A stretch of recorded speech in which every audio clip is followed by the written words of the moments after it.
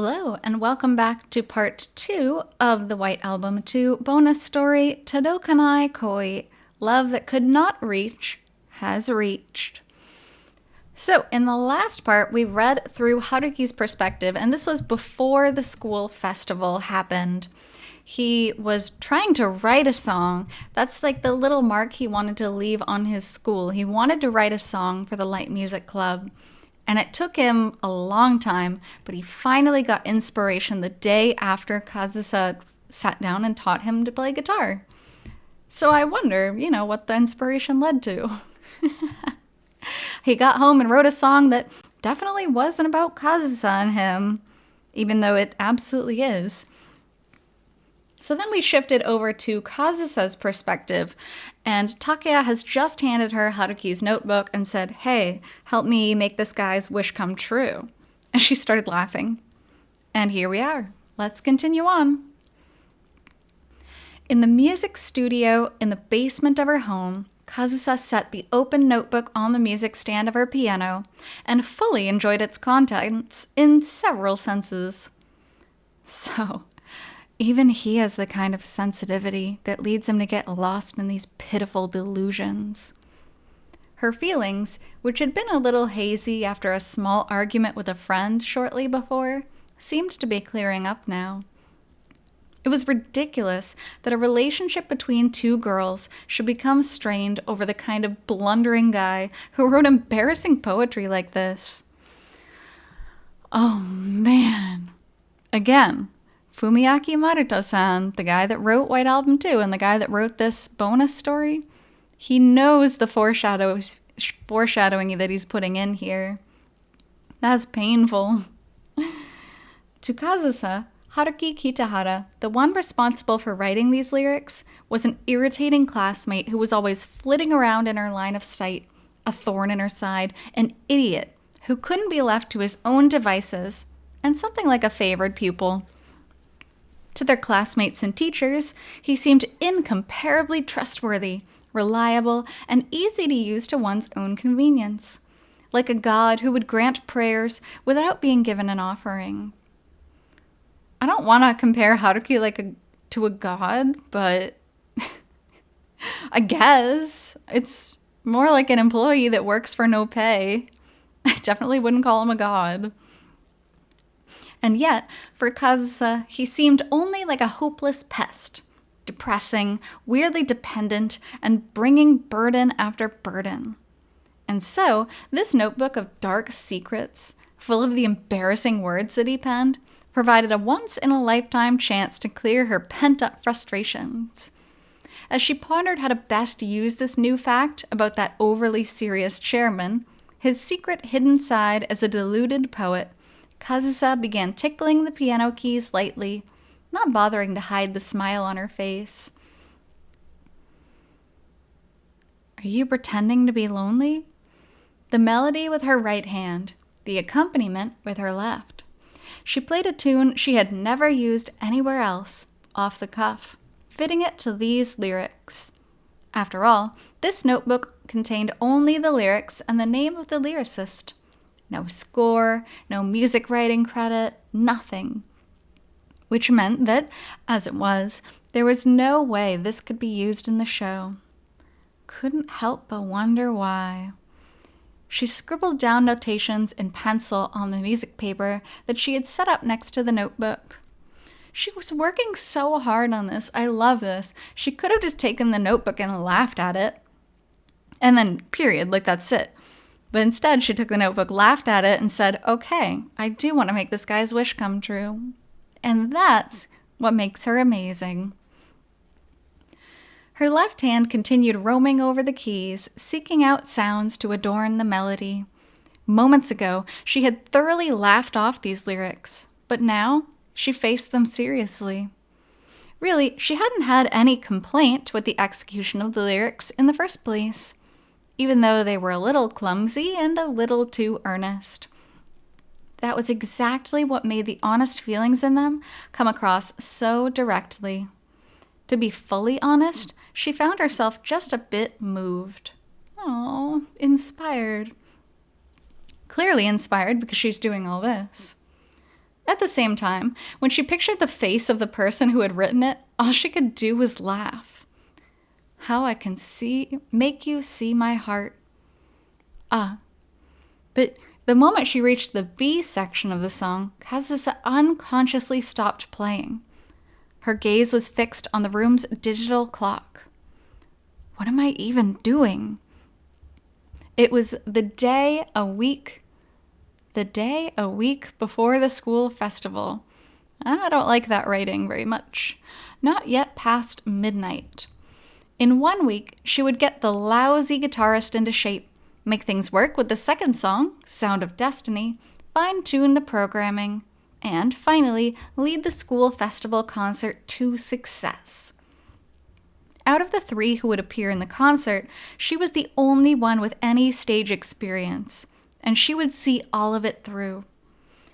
Without Kazusa, they would have crashed and burned a long time ago. She was the vital part for sure.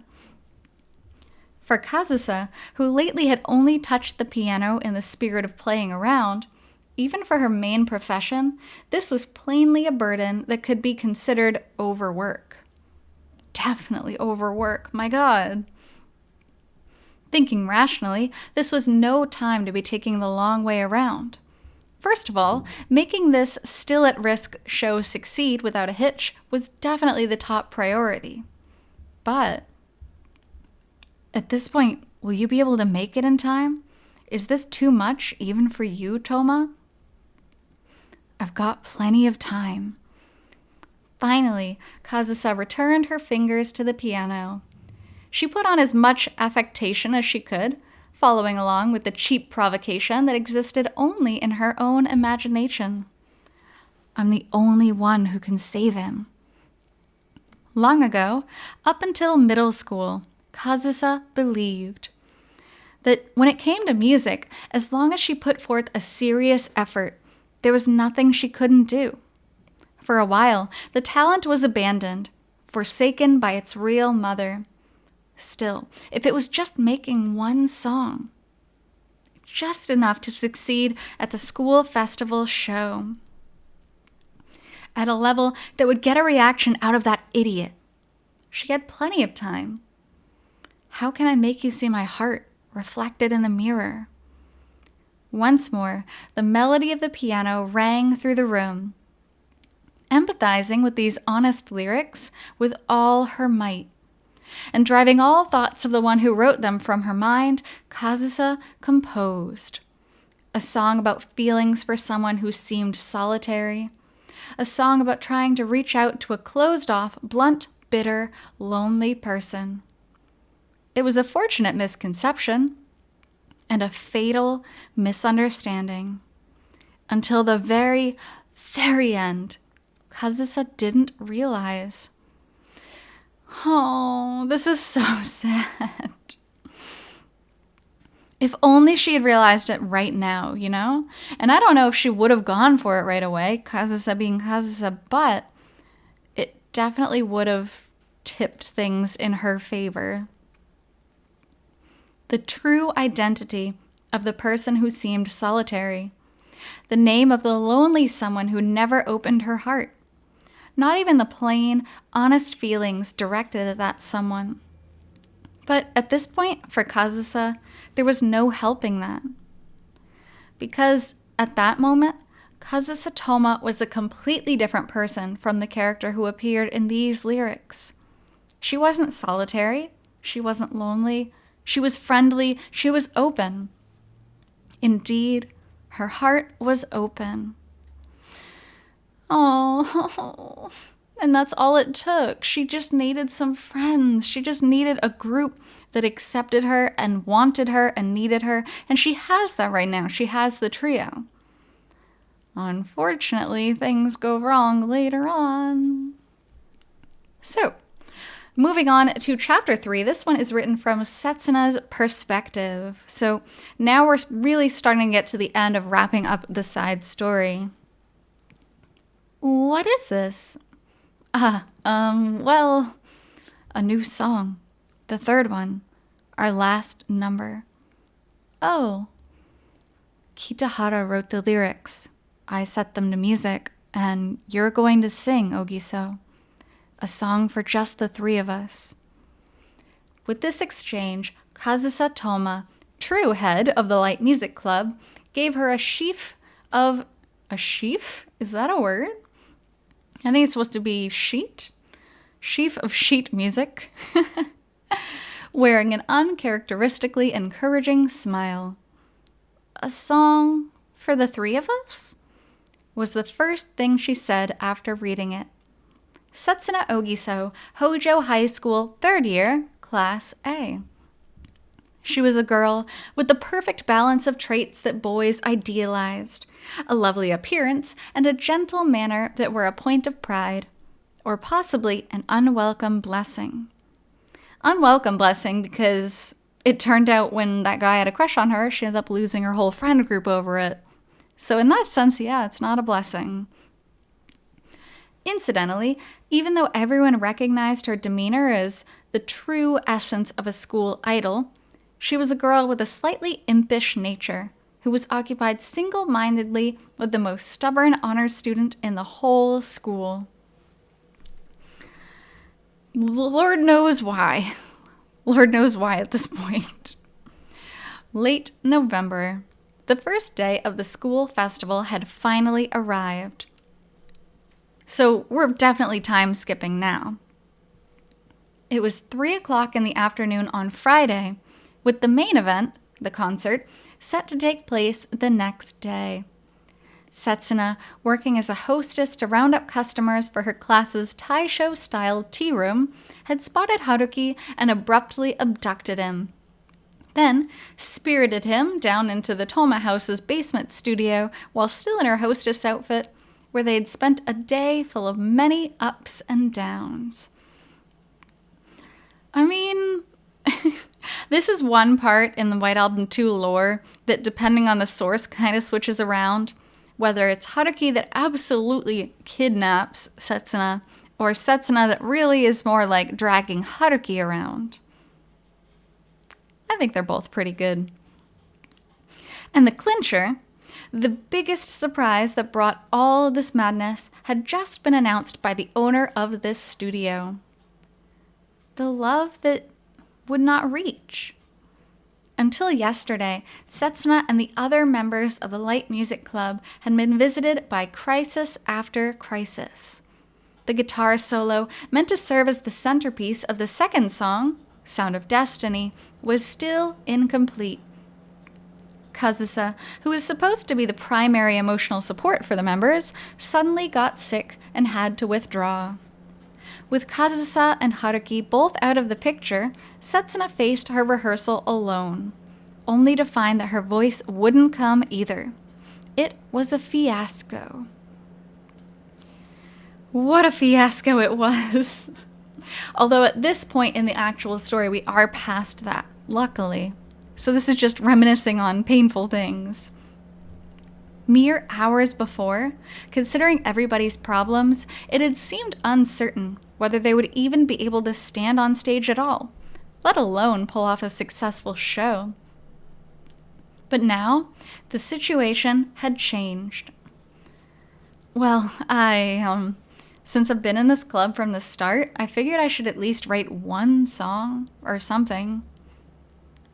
Haruki was playing the part of the cool guy. Kazusa had made a full recovery, and Setsuna had managed to reunite with her friends. This sort of massive turnaround from the brink of disaster should have been cause for great excitement. In fact, until Haruki had snatched it away shortly before, that was definitely the case. Are you pretending to be lonely?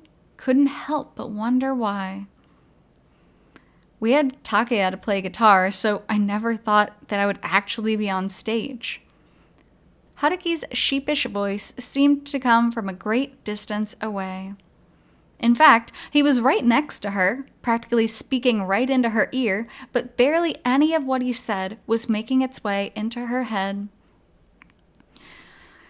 It's like anxiety, like when you start to have an anxiety attack and everything just feels like, boom, you're in outer space and everything else is a million miles away. And that's exactly where Setsuna is here because of her past trauma, and she's just imagining everything that's going on. Right now, Setsuna had been left behind by the high spirits of the other two. Next thing I knew, somehow, I wanted you more than anybody else.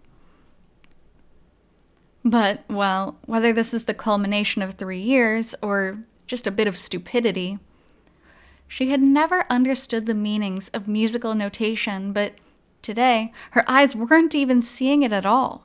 She was looking below that. At the lyrics that read, "Kitahara wrote this," written one by one above the notes like phonetic readings. "How can I make you see my heart reflected in the mirror?" The scene began to form itself vividly in Setsuna's brain, down to every detail. How could it not? After all, these words, this song, an honor student's clumsy love awakening for the bad girl by the window. These feelings put into writing, feelings that wouldn't be conveyed, were too embarrassing to be conveyed, and yet hoped to be conveyed. They were all too transparent words of confession. Feelings so strong that they came across even to Setsuna, who had known both the honor student boy and the delinquent girl for only a month. This love may never reach you, but the day may come when it appears. And so Setsuna understood that which had not even entered the brain of the lyricist. And this is devastating, because when you play the game, when you play through this part, and Setsuna's reading over the lyrics, and she's like, "Quiet, I'm reading.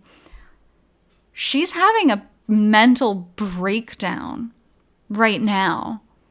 And she knows exactly what's going on.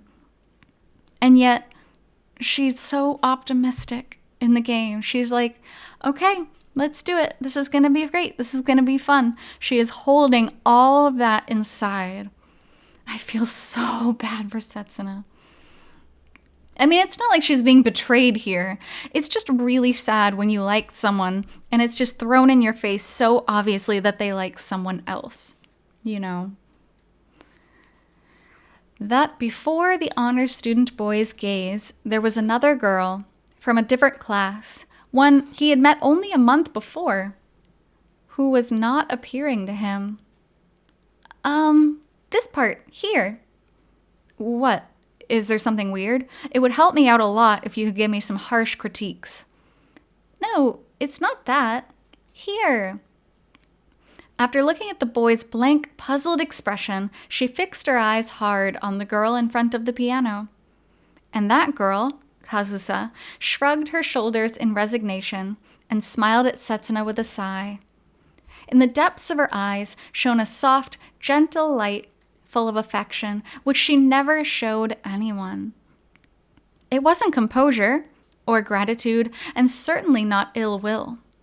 And so, Setsuna understood yet another thing. That these words, this song, were still in progress. That the hero's feelings were still in the air, still hadn't reached the heroine. And this is where she has a big decision to make. She knows that he has a crush on the other girl. She can kind of tell that he could like her. So is she going to go for it, or is she going to wait until he makes a move? And I mean, we know what ends up happening, but this is that point. Her brain's like, "Oh no, I've got to hurry," you know? Ready to go, Ogiso? Yes. At Kazusa's call, it finally struck home to Setsuna that the time had come. The moment when all their individual practice was over, and they would come together as a trio. The moment when she had to sing Haruki's song about his feelings for Kazusa. That's so sad. She had to sing the song about his feelings for another girl. Very painful. My God, I love this prequel story. Can you come too, Kitahara? Yeah? Even at this moment, Setsuna was not confident. She couldn't possibly feel confident in her ability to sing these lyrics, this song, all the way through, with a genuine smile on her face, like it was just another solo karaoke performance. But this was Haruki's dream. His greatest dream of the past 3 years, which Kazusa had worked herself half to death trying to grant. It wasn't entirely possible to tell exactly how strong Kazusa's own feelings were. But she hadn't hidden her actions in support of Haruki from Setsuna. That alone made her an insurmountably formidable enemy. She wanted so bad to fulfill Haruki's dream that she's willing to do anything. And this is such a precursor to what is to come, because even after all the horrible things that Haruki does to her, she still wants him to be happy. She still wants that for him. My God, it's so sad. Let's go then, you two. Yeah, right. In which case, all Setsuna could do was support Haruki, like Kazusa had. Her strongest rival had worked this hard, so she couldn't possibly back down. The guitar rang out, the piano played on. In that moment, the scene of that day rose up in Setsuna's eyes and ears. The rooftop at dusk, her own slight boredom, the melody of White Album, which beckoned her into something more enjoyable. Yes, of course. This is the continuation of that moment, which means that now I can pay it back. To the guitar and piano that guided me then, I will add as much of my voice as I can. And that's the end of it.